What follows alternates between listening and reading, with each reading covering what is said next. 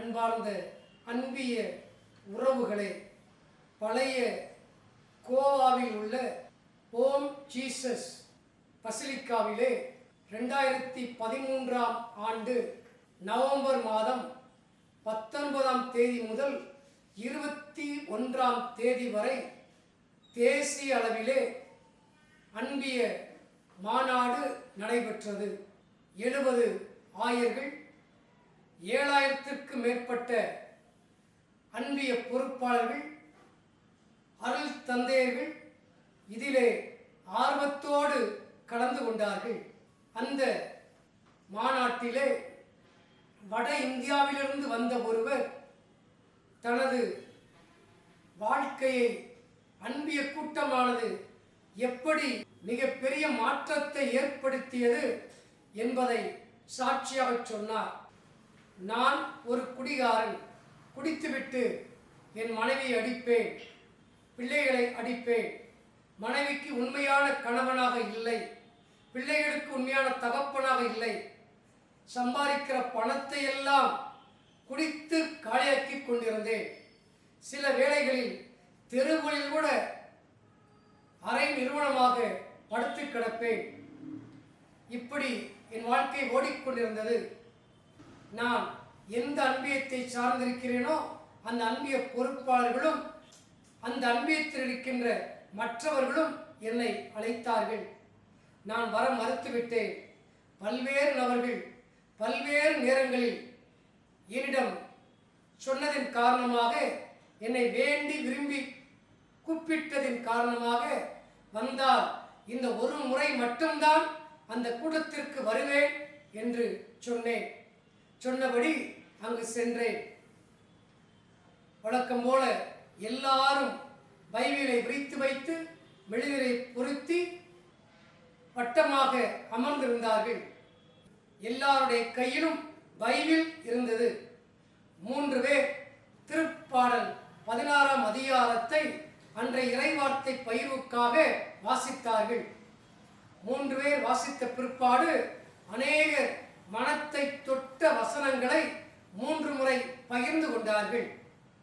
நானும் அதில் கலந்து கொண்டிருந்தபடியால் திருப்பாடல் 16:5 வருகின்ற வசனம் அன்றைய நாளிலே என்னை தொட்டது. எனவே நானும் 3 முறை ஆண்டவரே என் கிண்ணம், ஆங்கிலத்தில் Lord you are my cup, Lord you are my cup, Lord you are my cup என்று நான் உச்சரித்தேன். முதல் முறை உச்சரிக்கின்றேன். நான் ஏன் குடிக்கிறேன் என்று எனது உள்ளமானது குத்தியது. 2ஆம் முறை Lord you are my cup என்று என்னால் உச்சரிக்க முடியவில்லை. கண்களில் கண்ணீர் வருகிறது.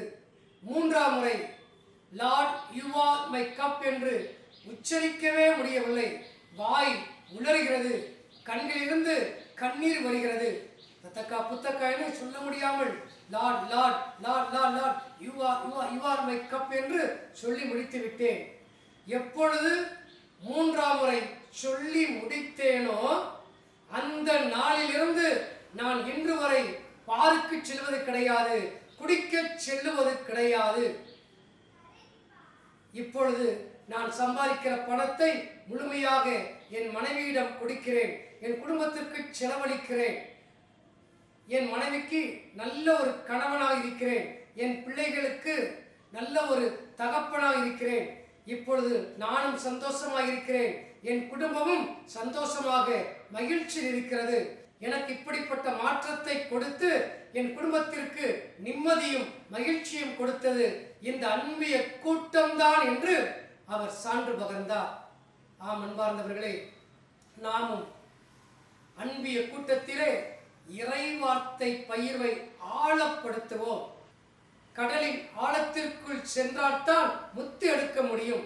அதை போல இறை வார்த்தையின் ஆழத்திற்குள்ளாக நாம் செல்கிற பொழுது அது கொடுக்கின்ற இனிமையை, மகிழ்ச்சியை நாம் பெற்றுக்கொள்ளலாம். Praise the Lord. எனவே நம் அன்பிய கூட்டங்களுக்கு ஆர்வத்தோடு செல்வோம். அங்கு நடைபெறுகின்ற இறை வார்த்தை பயிர்வில் நாம் மும்மரத்தோடு, பயபக்தியோடு, ஆழமான விதத்திலே பங்கேற்போம்.